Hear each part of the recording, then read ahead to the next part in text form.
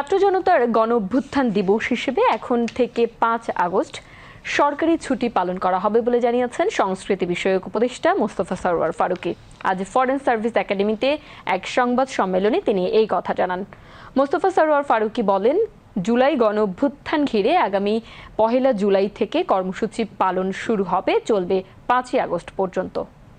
তারিখ থেকে আমাদের কর্মসূচি শুরু হবে, কিন্তু মূল ইভেন্ট কিক অফ হবে জুলাইয়ের 14 তারিখ থেকে এবং এটা চলবে 5 আগস্ট পর্যন্ত। এবং আমাদের এই কর্মসূচির মূল উদ্দেশ্যটা হচ্ছে জুলাইতে যেরকম পুরো বাংলাদেশ এক হয়েছিল, আবার সেই অনুভূতিটাকে ফিরিয়ে আনা। সেই অনুভূতিটা আমাদের মধ্যে আছে, জাস্ট রিইনফোর্স করা সেটাকে। ছুটি ঘোষণা করা হবে, সেটা হচ্ছে ছাত্র জনতার অভ্যুত্থান দিবস হিসাবে পালিত হবে। এটা এই বছর থেকে প্রতি বছরই পালিত হবে।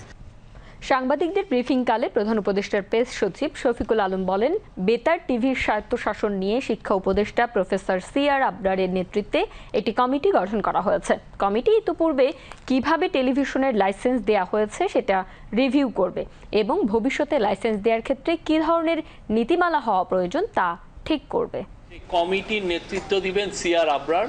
এই স্বায়ত্তশাসন কিভাবে দেওয়া যায়, মিডিয়া কমিশনের রিপোর্টে এসছে যে আগে যখন টিভিগুলোর লাইসেন্স দেওয়া হয়েছে, অনেক ক্ষেত্রেই দেখা যাচ্ছে একটা পার্টির পলিটিক্যাল ইডিওলজিকে সার্ভ করার জন্য লাইসেন্সটা দেওয়া হয়েছে। তো এইগুলো লাইসেন্সগুলো কিভাবে দেওয়া হয়েছে এটা ওনারা ইনভেস্টিগেট করবেন এবং অ্যাট দ্য সেম টাইম তারা সামনে আরও টিভি লাইসেন্স যদি দেওয়া হয় সেক্ষেত্রে কি কি নীতিমালা থাকবে এই দেওয়ার জন্য, সেগুলো ওনারা ফর্মুলেট করবেন। আর একটা হচ্ছে, আপনারা জানেন জুলাই প্রোক্লেমেশন ছাত্র জনতার একটা দাবি।